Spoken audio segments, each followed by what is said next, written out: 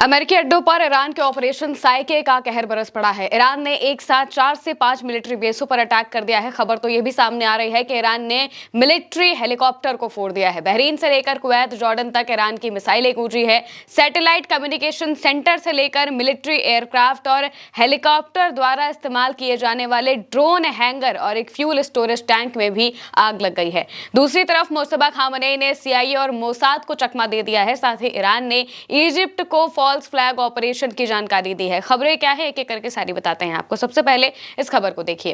Cradle के हवाले से यहाँ पर लिखा है, IRGC का US के अली अल सलेम एयरबेस पर हमले का दावा, ड्रोन इंफ्रास्ट्रक्चर को निशाना बनाया। ईरान के इस्लामिक रेवोल्यूशनरी गार्ड कॉर्प्स यानी कि IRGC ने घोषणा की है कि ऑपरेशन नस्र 2 के तहत उसने कुवैत में US के अली अल सलेम एयरबेस को निशाना बनाया है। उसने कहा कि इस हमले में मिलिट्री एयरक्राफ्ट और हेलीकॉप्टर द्वारा इस्तेमाल किए जाने वाले 2 ड्रोन हैंगर और एक फ्यूल स्टोरेज टैंक में आग लग गई है और वो पूरी तरह से नष्ट हो गए हैं। बयान में कहा गया कि ऑपरेशन हमलावर को सजा देने के अभियान के तहत किया गया था और ये भी कहा गया है कि जब तक US सेना को इस क्षेत्र से बाहर नहीं निकाला जाता तब तक हमले जारी रहेंगे। प्रेस टीवी के हवाले से अगली खबर में लिखा है, ईरानी सेना ने घोषणा की है कि ऑपरेशन साइके यानी कि थंडर बोल्ट के 27वें चरण के तहत उसने सुसाइड ड्रोन ने कुछ घंटे पहले कुवैत के अहमद अल जाबेर एयरबेस पर fighter jet shelter, satellite communication system और इक्विपमेंट डिपो पर हमला किया है। यानी कि एक साथ ईरान ने करीब 2 ऑपरेशन चलाए हैं। पहला तो ऑपरेशन नस्र 2 और दूसरा ऑपरेशन साइके। ऑपरेशन साइके में कुवैत पर हमला किया गया है। वहीं इससे पहले जब ऑपरेशन थंडरबोल्ट चलाया गया तो उसमें भी अलग अलग जगहों पर हमले किए जाते हैं। खासतौर से जो अमेरिका के ठिकाने हैं, कुवैत में मौजूद ठिकाने हैं, अली अल सलेम एयरबेस, इस पर हमला किया गया है। और वहीं दूसरी तरफ ऑपरेशन साइके के तहत जरूरी इंफ्रास्ट्रक्चर वाली जगहें जो कि अहमद अल जाबेर एयरबेस है, यहाँ पर अमेरिका के फाइटर जेट के शेल्टर रखे हुए थे, उन शेल्टरों को सीधे अटैक कर दिया। सैटेलाइट कम्युनिकेशन सिस्टम और इक्विपमेंट डिपो पर भयानक हमला ईरान की तरफ से किया गया है। प्रेस टीवी के हवाले से अगली खबर में लिखा है, ईरान के इस्लामिक रेवोल्यूशनरी गार्ड कॉर्प्स ने ऑपरेशन नस्र 2 के तहत कुवैत में अमेरिकी ठिकानों को निशाना बनाया। यहां पर IRGC ने एक बयान दिया। IRGC ने कहा कि कुवैत के मुसलमानों को यह पता होना चाहिए कि हमलावर को सजा तब तक मिलती रहेगी जब तक मुसलमानों की दौलत और राष्ट्रीय संसाधनों की लूट बंद नहीं हो जाती और अमेरिकी कब्जा करने वालों और लुटेरों को इस इलाके से बाहर नहीं निकाल दिया जाता। यानी कि यहाँ पर कुवैत के लोगों को ईरान की तरफ से एक जो मैसेज है वो भी दिया गया है। इससे पहले जब जॉर्डन पे हमले किए गए थे तो जॉर्डन के लोगों को ईरान के IRGC ने मैसेज दिए थे और बताया था कि आपका ये हक बनता है कि आप इस जगह से अमेरिका को बाहर निकालें। और इसके बाद जॉर्डन में बगावतें शुरू होने लगी। वहां पर लोग बाकायदा लेटर लिखकर कहने लगे कि अमेरिकी सेना को यहाँ से जाना पड़ेगा। अब अगली खबर में क्लैश रिपोर्ट के हवाले से लिखा है कि ईरान की सेना का कहना है कि उसने बहरीन में मौजूद अमेरिकी शेख ईसा एयरबेस पर अटैक ड्रोन से हमला किया है, जिसमें पावर जनरेटर, नेविगेशन सिस्टम और सपोर्ट बिल्डिंग्स को निशाना बनाया गया है। उसका दावा है कि इन हमलों से इलाके में अमेरिकी सैन्य क्षमताओं को भारी नुकसान हुआ है।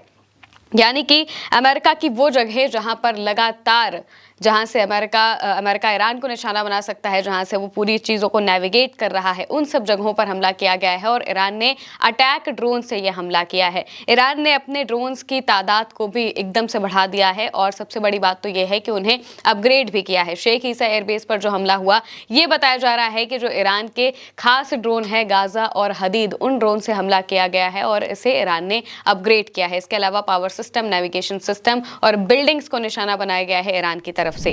वहीं दूसरी तरफ अब मिडिल ईस्ट में जो रीजनल वॉर चल रही है वो भी बढ़ती हुई दिखाई दे रही है। बीते दिनों इराक पर हमला हुआ था, इजिप्ट पर हमले की खबर सामने आई थी और अब सऊदी अरब ने यमन पर हमला किया है। होर्मुज लेटर के हवाले से लिखा है, सऊदी अरब ने अभी अभी यमन की राजधानी सना पर कई एयर स्ट्राइक किए हैं।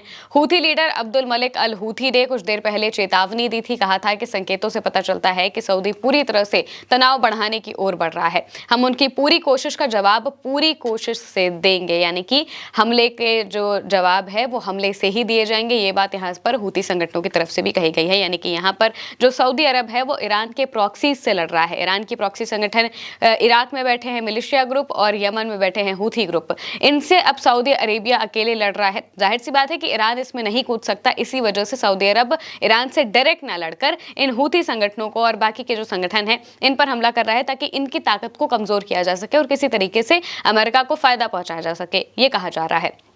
क्योंकि जो इराक पर हमला होता है वो यूएस और सऊदी दोनों मिलकर करते हैं। इसी वजह से ये सारी बातें बताई जा रही हैं। अब होर्मुज रिपोर्ट के हवाले से एक और बहुत ज़रूरी खबर सामने आई है। जिस तरीके से ईरान जंग में ईरान लगातार अमेरिका पर भारी पड़ रहा है, इस बात से ट्रंप काफ़ी बौखला गए हैं और वो खुद वॉर रूम में चिल्लाने लगते हैं। ये खबर सामने आई है। होर्मुज रिपोर्ट के हवाले से लिखा है, एनबीसी न्यूज के मुताबिक ईरान युद्ध में कोई प्रगति ना होने और उन्हें दिखाए गए मिलिट्री ऑप्शंस को लेकर एक सिक्योरिटी मीटिंग के दौरान डोनाल्ड ट्रंप गुस्से से भड़क गए और चिल्लाते हुए अपशब्द कहा। एक अमेरिकी अधिकारी और मीटिंग की जानकारी रखने वाले एक सूत्र का हवाला देते हुए एनबीसी ने बताया कि ट्रंप गुस्से से भड़क गए, अपशब्द कह रहे थे और ईरान के किसी समझौते पर सहमत न होने की वजह से लगातार झुंझला रहे थे। ट्रंप के एक सहयोगी ने एनबीसी को बताया कि इस बात की कोई ठोस रणनीति नहीं थी कि अंतिम नतीजे तक पहुंचने के लिए क्या करना है या फिर इसमें कितना समय लगेगा।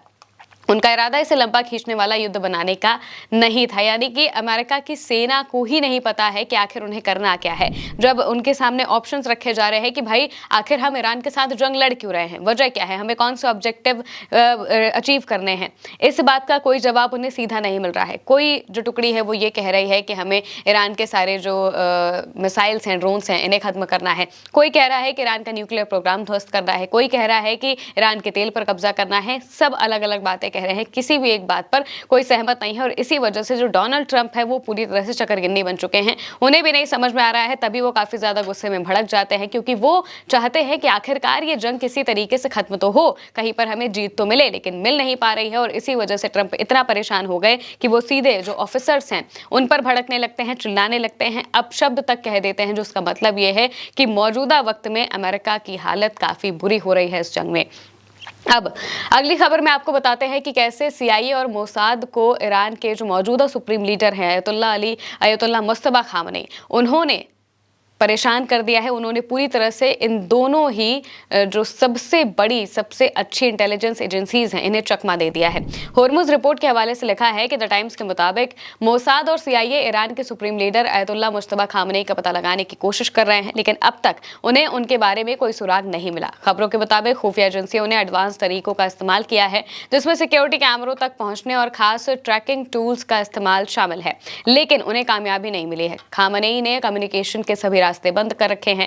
चूंकि साइबर और टेक्निकल तरीकों से कोई नतीजा नहीं निकला, इसलिए अब कोशिशें ह्यूमन इंटेलिजेंस यानी कि लोगों से मिली जानकारी पर केंद्रित हो गई है। उसकी लोकेशन अभी भी अज्ञात है, यानी कि मुज्तबा खामनेई का पता लगाने के लिए जो मोसाद है, जो इजराइल की एजेंसी है, और सीआईए जो कि अमेरिका की एजेंसी है, ये दोनों ही टूट पड़े हैं, लेकिन फिर भी कोई भी पता नहीं लगा पा रहे हैं। चार महीने बीत चुके हैं, 5वां महीना लगने वाला है, लेकिन अभी भी उन्हें कोई भी सुराग नहीं मिला है मुज्तबा खामनेई का, जिस वजह से मोसाद और सीआईए दोनों की हालत खराब है। क्लैश रिपोर्ट के हवाले से इस बीच अब्बास अरागची का एक बयान है जो कि इजिप्ट को लेकर आया है।